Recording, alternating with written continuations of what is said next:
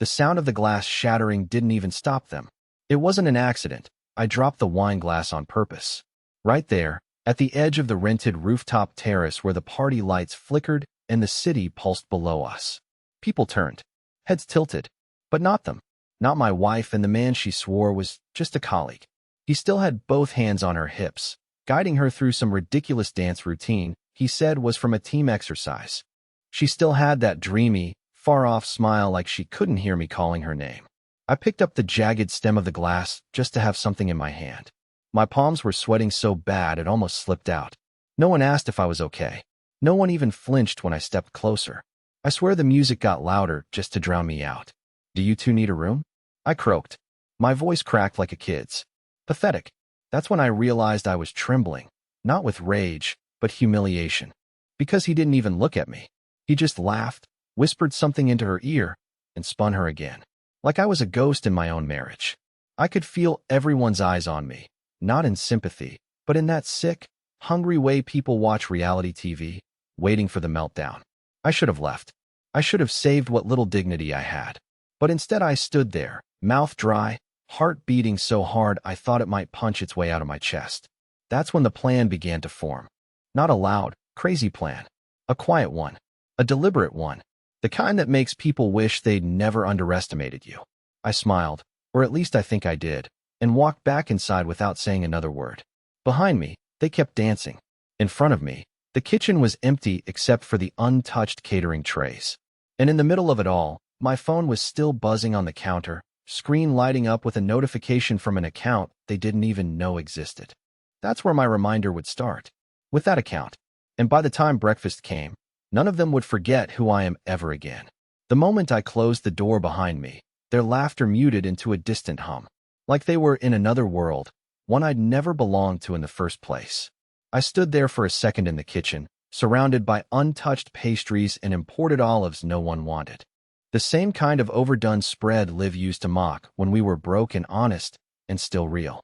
Now she was out there in a dress I couldn't afford, twirling under string lights, clinging to a man who knew exactly what he was doing.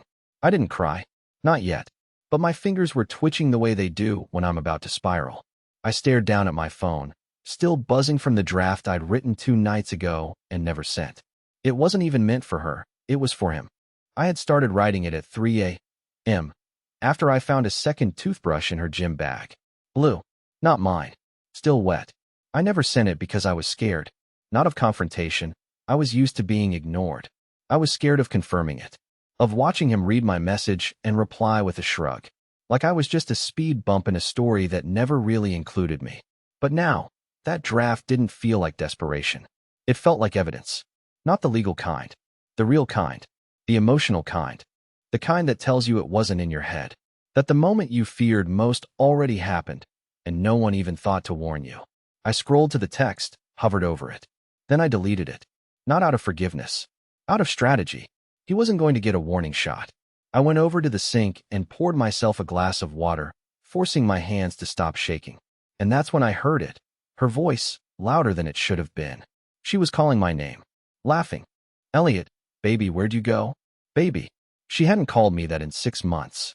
She said it now in front of the others, like it made things normal. Like the way his hands had been on her waist moments ago was just office fun. Like she didn't see the way I watched her pretend. I stepped out slowly, water glass still in hand. Everyone turned to look. She was standing in the middle now, smiling too wide, eyes a little glazed.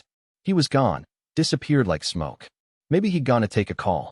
Or maybe he knew exactly what he'd done and didn't want to be around for the fallout. Either way, I didn't care. Not anymore. Liv walked up, kissed me on the cheek, and whispered, "Don't be weird, okay?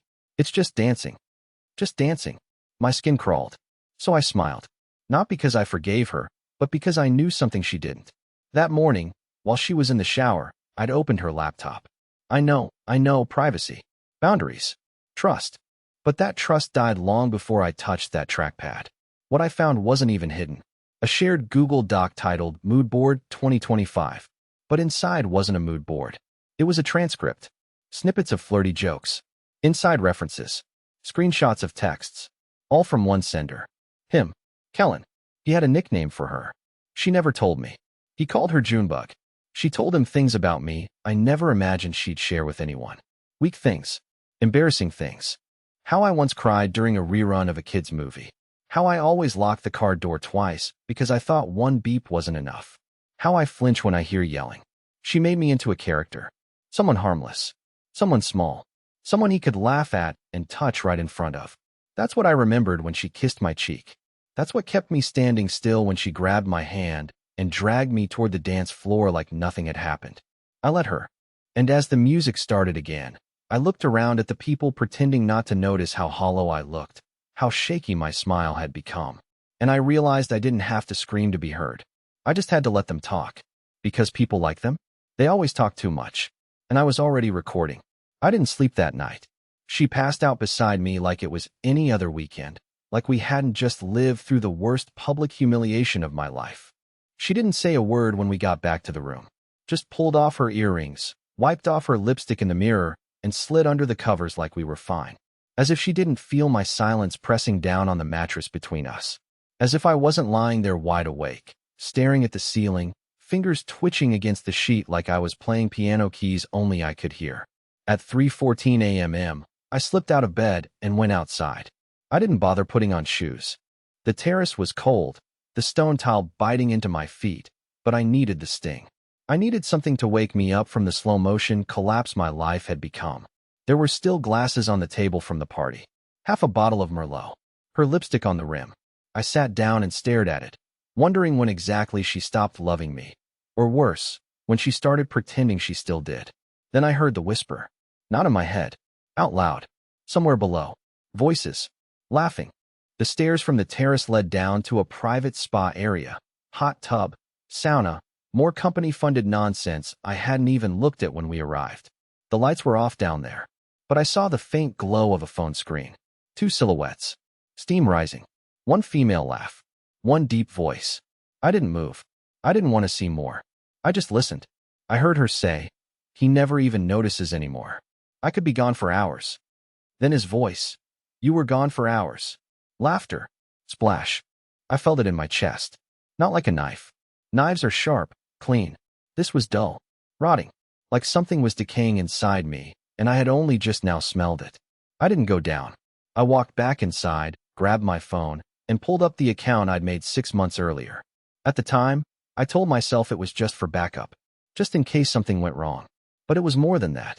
It was the part of me that knew I wasn't crazy, that knew I wasn't imagining it. The account had a few dozen photos, screenshots, GPS pings, bank transactions, voice memos. One clip of her FaceTiming someone while I was in the garage, captioned with a name she never mentioned. Kellen's playlist skull. I tagged it 6 weeks ago. Never opened it again. Until now. I watched it. All of it. She was lying on our couch, wearing my hoodie, but not talking to me. She was twirling her hair, laughing into the camera, saying things like, "You should have seen his face when I told him I was working late. I don't think he suspects anything. He's so trusting." Trusting. Like that was an insult. She giggled and whispered, "I could probably tell him I joined a cult and he'd still offer to drive me." That's what I meant to her. A driver. A placeholder. A joke. I stood in the hallway with my phone in one hand and my wedding ring in the other. I didn't even remember taking it off. I just felt the cold imprint on my finger. I wanted to scream, to punch something, but I didn't. I sat on the floor, and I started typing. Not a message. A post. I was done being quiet. Not revenge. Exposure. By sunrise, they'd remember me. Not as the husband. Not as the joke. As the one who finally decided to speak. I didn't post the story that morning. Not yet. Instead, I made pancakes. She walked into the kitchen around 7:40, hair still damp from the shower, robe loosely tied, looking like she hadn't betrayed me in a whisper just a few hours earlier. I could still smell chlorine in her hair. I imagined the hot tub bubbles around her and Kellen, their voices low, her eyes closed, maybe even her legs across his lap, while I sat upstairs with evidence and silence and stupid, hopeful loyalty in my chest. And yet, I handed her a plate and said, "Hope you're hungry." She blinked at me like I was glitching. "You made breakfast? Figured we could start fresh today?" "Get out of the weird vibe," I said, flipping another pancake onto mine. I even smiled.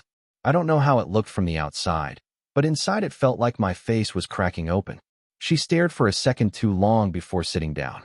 Ate slowly. Chewed like she was afraid there was glass in it. There wasn't. I hadn't poisoned her. That's not the kind of revenge I believe in. I wasn't going to lose my mind for her. I was going to make her see me again, not as the doormat, the dumb husband who stayed, but as the storm coming for everything they thought was safe. After breakfast, she asked if I wanted to go on the group hike. I said no. I said I had to catch up on emails for a project I was working on. She didn't ask what project. She never asked anymore. When she left, I waited 10 minutes. Then I grabbed her laptop from the suitcase. She never logged out of anything. She trusted I wouldn't look. This time I looked. I copied everything. All the messages. Her drafts. Notes she'd written to herself. Things about me. I read things no husband should ever read. I saw how she described me to others. How he's sweet but slow became the running joke between her and Kellen. How they bet on how long it would take me to notice if she didn't come home one night. How she said she felt like a nurse taking care of a patient who didn't know he was already dead. Dead. That was the word she used. That's what she thought I was. I loaded everything to a USB drive, then to a private server I had forgotten I even still paid for. I made folders, labeled them cleanly. No rage. No shouting. Just curation. I knew people would eventually find it. Co-workers, family, friends. I wanted them to see it. Not just the infidelity, but the cruelty. The way she reduced me. Mocked me. Buried me in real time. I created a new post in a relationship forum. A throwaway account. No names. No exact dates. Just the facts. A slow burn betrayal. The kind that starts with long hours and shared jokes, and ends with a hot tub, and a wife who doesn't flinch when another man's hands wrap around her waist. It was long. Emotional. Messy. Just like I was. But before I hit publish, I paused. I had one more step. I opened my camera roll, found a photo from last Christmas, the two of us in matching pajamas, holding mugs that said his and hers. She had just told me she was so lucky to have me. I believed her. I saved the photo, renamed it, Final Proof of Life, and attached it to the post. Then I pressed schedule. Not post. Schedule. The world wouldn't see it yet. But it was ready. Like a loaded trap hidden under leaves. And all it needed now was a trigger. Which came far sooner than I expected. Because just before lunch, I got a text from an unknown number. Does he know yet? No name. No emoji. Just that one question. And it didn't come from Kellen. It came from someone else. Someone who shouldn't have known anything. And that's when I realized. This went far deeper than I ever imagined. I stared at the text for over a minute, like it might rearrange itself into something less terrifying if I gave it time. Does he know yet? No name. No punctuation quirks. Just clinical. I checked the number.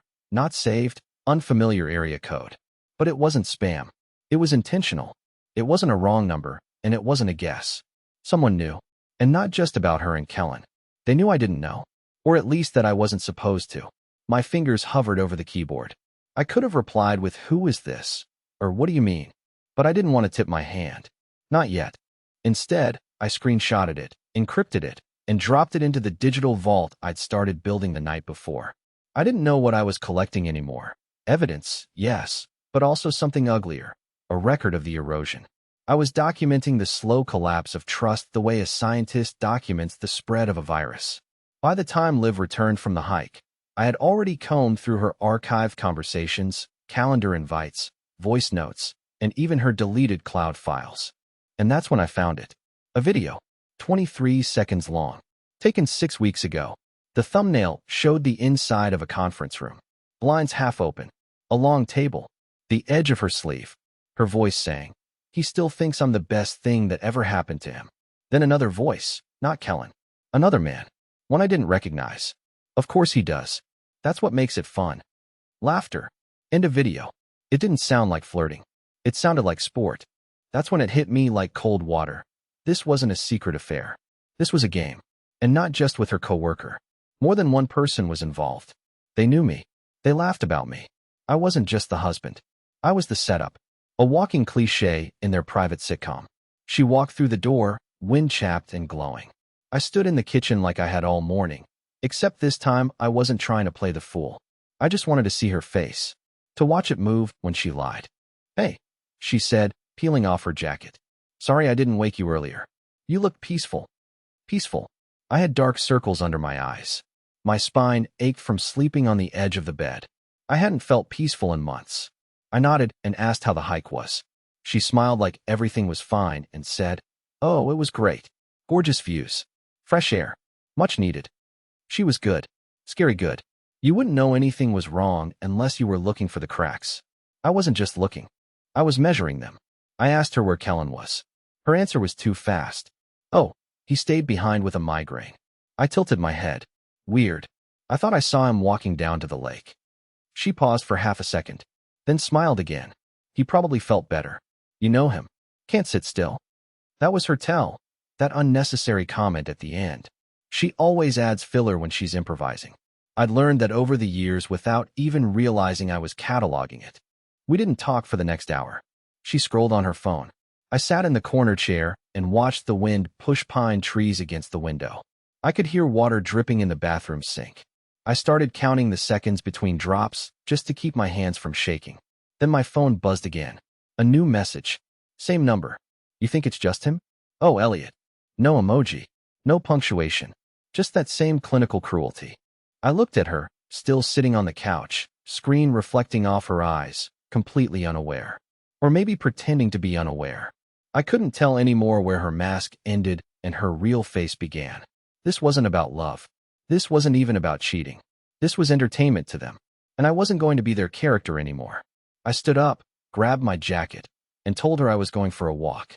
She nodded without looking up. Good. Let her stay relaxed. Because while she sipped tea and laughed at whatever was on her feed, I was walking into town. And I had one goal. To find out who sent that message. Because if this was a game to them, I was done playing my assigned role.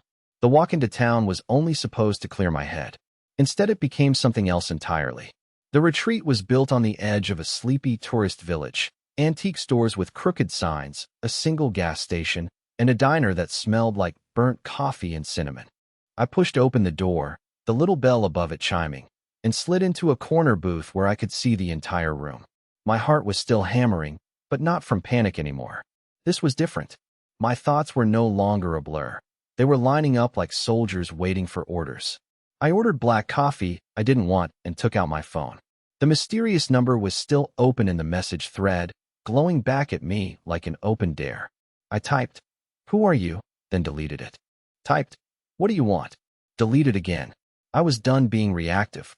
If they had gone this far to mess with me, it meant they were overconfident, and overconfidence always leaks details. I needed to listen, not shout. So I opened a search tab, ran the number through a reverse lookup service I'd never used before. Nothing at first. Then a single hit. Prepaid SIM, registered 2 towns over, cash purchase. It didn't tell me who, but it told me enough to know someone local was involved. This wasn't random. The waitress refilled my cup. I nodded absently, pretending to be just another tired husband on a trip he didn't want to take. Meanwhile, my other phone, a cheap prepaid one I'd bought months ago for work emergencies, buzzed softly in my jacket. It was the same account I'd been using to store all the evidence. And there it was, a new email. Subject line, "You're not crazy." No sender name. Just that phrase. My fingers went cold. I opened it. Inside was a single attachment. No text. Just a photo. It was Liv, taken from the night before. Not the hot tub. Not the terrace. The hallway. She was leaning against the doorframe, looking at Kellen like she used to look at me. And in the reflection of the hallway mirror, you could see someone else, holding a phone, taking the picture. Someone who wasn't me. I zoomed in until the pixels blurred. The silhouette was female. Not Liv. Not anyone I recognized. Which meant there was a third party here. Someone documenting all of this. Someone feeding me crumbs. But why? To warn me? To play me? To push me towards some reaction they could watch unfold? My skin prickled as the possibilities spun through my mind. I looked up from my coffee and caught my reflection in the diner window. I barely recognized myself. I looked like a man at a funeral. In a way, I was. But funerals end. This wasn't going to end until I decided it would. On the walk back up the hill, the retreat looked different. The string lights that had seemed so pretty the first night now looked like a net, each bulb a point in a trap. People milled about in their branded fleece jackets, laughing and sipping craft sodas. I could hear Liv's voice somewhere near the patio. My chest tightened, but my steps didn't falter. If she saw me now, she wouldn't know what I was carrying back with me. She wouldn't know that while she was drinking and laughing, I had been sitting in a diner opening a file that would change everything. By the time I reached our room, my plan had shifted. I wasn't going to confront her. Not yet. I wasn't going to confront Kellen either. They were actors on a stage they thought they built themselves. But behind the stage, someone was handing me the script. And if they thought I was going to stick to my assigned lines, they were about to be very disappointed. I plugged the USB drive into my laptop, copied everything one more time, and uploaded it to 3 separate cloud accounts with different names. Then I did something I hadn't done in years. I opened a blank page and started writing in my own words. Not a draft, not a text, not a scheduled post. A confession, a record, my version of the story before anyone else tried to twist it. My fingers moved faster and faster as I wrote out every detail. The glass at the party, the hot tub voices, the text messages, the email, the photo. I didn't edit. I didn't soften. I didn't spare myself either. By the time I stopped, I had 12 pages. I read the last line out loud under my breath. They forgot who I am. They won't forget much longer. Outside the window, I could see Liv crossing the courtyard, phone pressed to her ear, smiling that smile she thinks I don't notice. She waved absently toward our window, like she was checking if I was still there. I raised my coffee mug toward her like a toast. Because now, finally, I wasn't just documenting. I was preparing. And whatever came next wasn't going to be quiet anymore. I waited until just after midnight. It was the last night of the retreat, and most of them were already half drunk on complimentary wine, collapsed into their little clusters of giggles and gossip. I watched them from our window like I was viewing a wildlife documentary. Liv sat at the fire pit, curled under a branded fleece blanket, laughing so hard her shoulders bounced. Kellen sat beside her, not touching her now, but looking like he wanted to. His eyes lingered on her mouth a second too long. It didn't matter. I had everything I needed. I left the lights off in our room. The only glow came from my screen, and the folder I'd spent the entire afternoon curating. I'd renamed it. What You Missed. Inside, the screenshots, the chat logs, the time-stamped GPS pings from when she said she was working late, the photo from the hallway, the voice recording I'd enhanced to isolate Kellen's low chuckle when he said, "That's what makes it fun." And one more thing, a screen capture of her browsing an article titled, "How to Gaslight Your Partner Without Getting Caught." I attached everything into a zip folder, then uploaded it to a private, view-only link. I made it simple. One link, one line of text above it. This is what you laughed at. This is what you helped protect. I hope it was worth it. And then I posted it. Not on Reddit. Not on a blog. On the retreat's internal Slack channel. Yes, they had one. A cheerful, corporate little space filled with inside jokes and fun challenges and photos from the hike. Someone had left it open on the shared retreat tablet in the lounge earlier that day.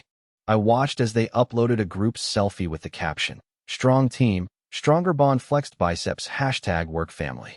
That's where I put the link, right underneath the photo. I hit send and left the device on the table. Then I walked outside into the cold mountain air and waited. It took 6 minutes. The first person to notice was a woman named Jenna, one of Liv's teammates. I saw her lift her phone, squint, freeze, then slowly lower it like she was afraid it might burn her hand. A few others started checking their phones. Silence spread like a virus. Conversations trailed off mid-sentence. Blank stares replaced laughter. Someone dropped a wine glass. Shattered. No one moved to clean it. Liv didn't check hers at first. She was too busy talking. But then someone nudged her. She frowned, pulled out her phone, read, and read, and kept reading. I've never seen a face change so slowly. Like the blood didn't know where to go. Like her whole body was trying to reject what her eyes were taking in. She looked up toward our window. I didn't move. I stood by the tree line, just far enough to watch, just close enough to see every twitch of panic that started to bloom across her expression. She whispered something to Kellen. He took out his phone, read, stared, and then looked around, like he expected me to come charging out with fists raised and veins bulging. I didn't. I stepped into the light slowly, calm, hands in my pockets. The pathetic husband, the joke, the ghost, the dead man walking, whatever they'd called me behind closed doors. Liv stood up, her mouth open like she was about to speak, but I beat her to it. "Don't," I said quietly. "Just don't." The silence that followed was heavy. And then Jenna asked the question no one else dared. "Is it real?" I didn't answer. I didn't need to. She knew. They all did. I turned and walked away. Back up the hill. Back toward the room we were supposed to share. She didn't follow. She never would have expected I had the nerve. But the thing is, I didn't find the nerve. They built it. Every joke, every text, every lie, every team bonding moment where I was the punchline they didn't think could hear. They made me this. And now? Now they had to live with me. The next morning was quiet. Too quiet. The retreat's usual artificial cheer, the overplanned breakfasts, the motivational playlists, the forced laughter by the espresso machine. All of it had collapsed into an eerie, awkward silence. No one made eye contact. No one asked about hikes or yoga sessions. The group chat had gone completely dark. Not a single good morning. I was already packed. Liv hadn't come back to the room. She'd slept somewhere else, maybe with one of the organizers, maybe in a panic hotel room down the hill. I didn't care. I didn't text. I didn't call. There was nothing left to say. Everything I needed to say, I had already typed and scheduled and shared. By the time I stepped out of the cabin, my car was the only one warming up in the gravel lot. I tossed my bag in the back, rolled down the window, and just sat there for a moment with the engine running, watching the morning fog melt off the grass. It felt clean, like the start of something, not the end, which surprised me. For so long, I thought I needed answers. An apology, an explanation, some confession that would tie the story in a neat bow. But now, I didn't need anything from her, or from him, or from any of them. I had me again. Just before pulling out, I saw Jenna jogging toward the car. She looked nervous, like someone who wasn't sure if she was walking into a trap. She began, hands shaking slightly. I just wanted to say, I'm sorry. For laughing. For not saying something. For seeing it happen and pretending I didn't. I looked at her for a long second. You weren't the only one, I said. I know. She nodded, tears forming. But you were the only one who did something. I didn't know what to say to that. So I just nodded. And she stepped back, letting me leave. The road twisted down the mountain in long, quiet curves. The kind of drive that should have made me feel alone. But I didn't. For the first time in what felt like years, I wasn't carrying the weight of someone else's lies. I wasn't checking her texts. I wasn't wondering who was behind a smile or a late night. I was just driving. I stopped once, at a diner 3 towns away. Same kind of greasy place, but different energy. Calmer. There was a little chalkboard sign that said, "You're not lost. You're just in between." I smiled at that. I took a booth by the window, ordered blueberry pancakes, and opened my laptop. The post I'd written, my confession, my story, had already gone viral in that forum. Thousands of comments. Messages from people who said it gave them the courage to walk away, to speak up, to stop making themselves smaller to be loved. I didn't post any follow-ups. I didn't need to. It was out there now. And that was enough. As I finished my coffee, I pulled my wedding ring from my coat pocket and laid it on the table. Not with bitterness. Not with rage. With peace. It didn't represent failure anymore. It represented survival. I left it there, right next to the check. And I walked out into the morning sun, head high, spine straight, finally remembered. Not by them. By me.